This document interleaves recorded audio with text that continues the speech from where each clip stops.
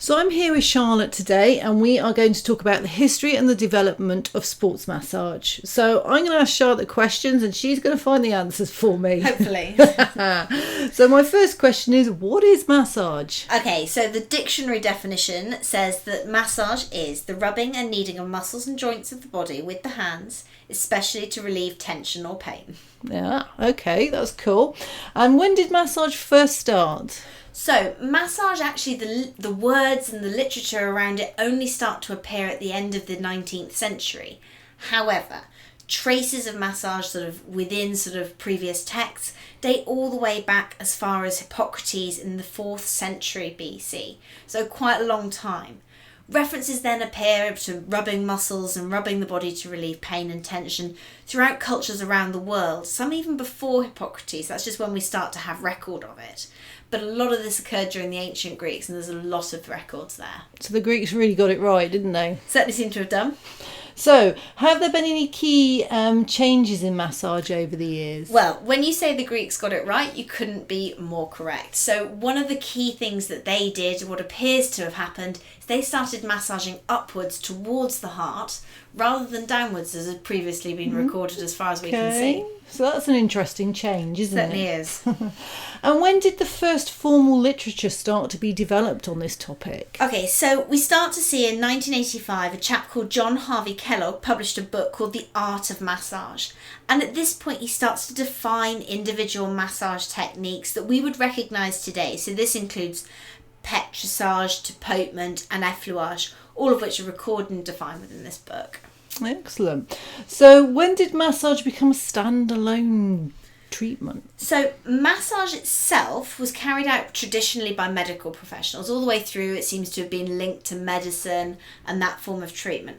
However, only in the 1980s did massage therapy start to become a standalone profession and move away from being part of other therapies, which I think is actually much more recent than most people would think. It is, isn't it? So what about sports massage itself? Okay, so sports massage, there are references to it in the late 18th and early 19th centuries, but those are pretty well the Swedish massage techniques. And they're traditionally developed or known to be developed by a chap called Per Henrik Ling. And they were to help fencers and gymnasts in Sweden and mainly to recover from competitions, and that's where it started to come from. From there, it's been developed particularly in really tough events, so cycling, and then further developed through all these other sports, football, cycling, tennis, rugby. All of the above will be really, really important, as well as football, but also entertainment. So we're looking at musicians, dancers, actors, all those sort of things in long events where it's needed. Okay, so what about a career in sports massage? Well, sports massage as a profession wasn't really recognised until the 1990s. But then coming through sports clubs, especially football clubs, is where most of these sort of professions develop. That's when we started to see specific courses available for study, and that's when it becomes available as a profession. Excellent. Okay, so a couple more questions for you. Is sports massage regulated? Okay, no and yes. No is the short answer. Yeah. So there's officially no regulation. It's an uncharted profession, which means that there's no official one set of guidelines that every therapist has to sign up to. However, there are obviously professional standards one has to follow in order to maintain your insurance and your professional integrity. But there's also been the development of various professional associations which develop standards and maintain those for their members particularly. So you can join up to these. Now this wasn't in place until about 2008. So that's really, really recent. So we've actually only had the last 15 years to date of regulated therapy.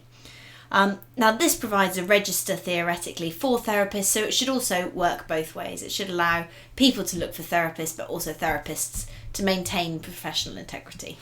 However, though, there really is a lot of them, isn't there, to choose from? There certainly are now a lot of regulating bodies around. So you've got to have a look around to see which one's going to suit you, if of course you want to join them, and it's not compulsory. It's not, and some people don't understand that, do they? That you don't have to be a member at all. No, and a lot will tell you that you do have to be. Now, if you do an accredited course, you will be eligible to sign up to them, and that's one of the advantages of doing an accredited qualification, is that it gives you an option once you're qualified. So Yes. look into the qualification you do, and then the various different bodies that you might want to join. Now, some will offer you quite a lot, some will offer a bit of support, but have a look around. I know I've never been a member of one for various reasons, but Tamsin, I think you joined one and I then did for a while, yeah. are no longer a member, because they actually potentially were quite useful when you first qualified, but not so much going forward. No.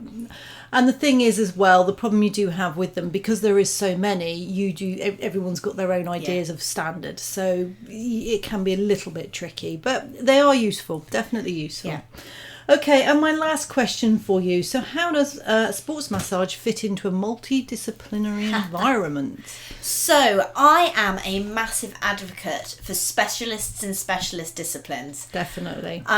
This is something I think that's been underutilised. A good massage therapist is going to be theoretically the best person to treat soft tissue. However, you've got no knowledge or limited knowledge of skeletal issues. So working with a chiropractor or an osteo who can do a little bit of additional manipulation alongside some proper sort of sports massage or deep tissue work, integrated into a rehabilitation plan from a physio, alongside an exercise specialist, personal trainer, you can see how it can spiral. There are whole loops that you can work on in terms of sort of recovery programs, but training as well. So if you're training for a big event or just a local event, you might end up working with a PT, like I say, or an S&C coach, strength and conditioning coach, and they will all work together really well. So you might end up having a massage before your chiropractic treatment so that the soft tissues are a little bit warm, and might get a better result from your chiropractic work. For me, we're not as a whole nation very good necessarily at integrating these different professions. So whether it's when you're working as a practitioner yourself or whether when you're looking for someone to treat you, make sure you're aware of the different options around and when to use each one.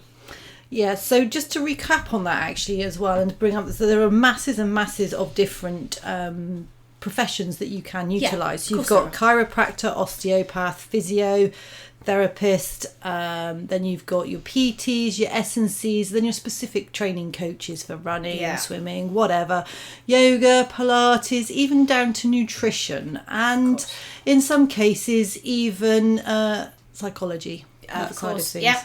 So there's masses there, and we always recommend that you get a good collection of people that you trust to work with, that you can refer people onto at the right time. Absolutely. So be aware that when you're actually qualified as a therapist, you might not be the only one that needs to be involved in this person's development, either in terms of their sort of maintenance or in terms of their performance. So just be aware of that. And you also need to be able to recognise that sometimes your discipline is not the right discipline, full stop, and that will improve your business, and it will build trust with your clients, because you might not treat them then, but they may come back later. So it's really key and important thing to think about. Absolutely.